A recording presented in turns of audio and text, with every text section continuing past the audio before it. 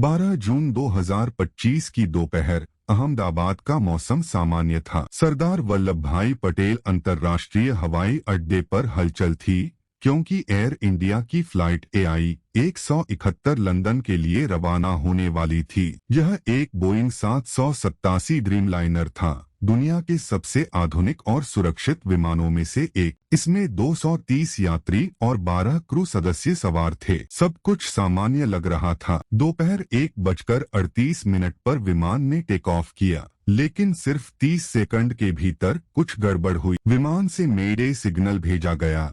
यह एक emergency call होती है जो पायलट केवल तब भेजता है जब स्थिति पूरी तरह से नियंत्रण से बाहर हो। और फिर अचानक विमान रडार से गायब हो गया। कुछ ही क्षणों में मेघानीनगर के बीजे मेडिकल कॉलेज और उसके हॉस्टल में एक जोरदार धमाका हुआ। तेज आवाज, धुएं का गुबार और फिर अफरा तफरी। विमान सीधा हॉस्टल की बिल्डिंग से टकराया और आग की लपटों में घिर गया। आसपास की इमारतें थर्रा उठी। स्टूडेंट्स, मेडिकल स्टाफ और राह चलते लोग इस मंजर को समझ ही नहीं पाए। सब कुछ चंद सेकंड में हुआ। इस भयानक हादसे में विमान पर सवार 241 लोग मारे गए। जमीन पर मौजूद कम से कम 28 लोगों की भी मौत हो गई, यानी कुल मिलाकर करीब 269 जानें एक झटके में चली गईं। यह भारत के इतिहास की सबसे भयानक विमान दुर्घटना बन गई। मेडिकल कॉलेज का हॉस्टल और कैफेटेरिया पूरी तरह तबाह हो गए। दर्जनों लोग गंभीर रूप से घायल हुए। राहत कार्य तुरंत शुरू किया गया। फायर ब्रिगेड,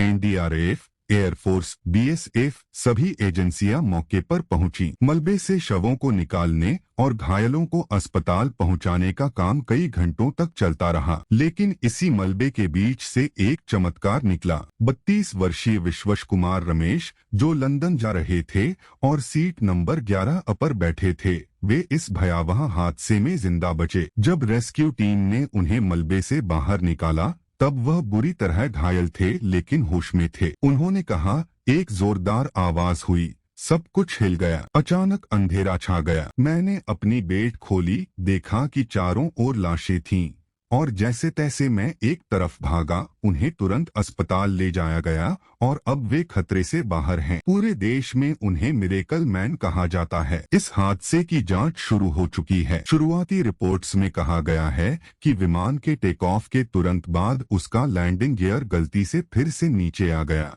जिससे एरोडायनामिक असंतुलन हुआ। इंजन ने जवाब दे दिया और विमान नियंत्रण खो बैठा। ब्लैक बॉक्स मिल चुका है और भारत के साथ साथ अमेरिका, ब्रिटेन और बोइंग कंपनी के एक्सपर्ट्स मिलकर इसकी जांच कर रहे हैं। प्रधानमंत्री नरेंद्र मोदी, ब्रिटेन के राजा चार्ल्स तृतीय और दुनिया भर के नेताओं ने इस हादसे पर शोक जताया। टाटा ग्रुप, जो एयर इंडिया का मालिक है, उन्होंने मृतकों के परिवारों के लिए मुआवजा और मेडिकल कॉलेज को दोबारा बनाने का वादा किया है। यह हादसा बोइंग 787 ड्रीमलाइनर के इतिहास में पहला घातक हादसा था, जिसने वैश्विक स्तर पर इस विमान की सुरक्षा पर सवाल खड़े कर दिए हैं।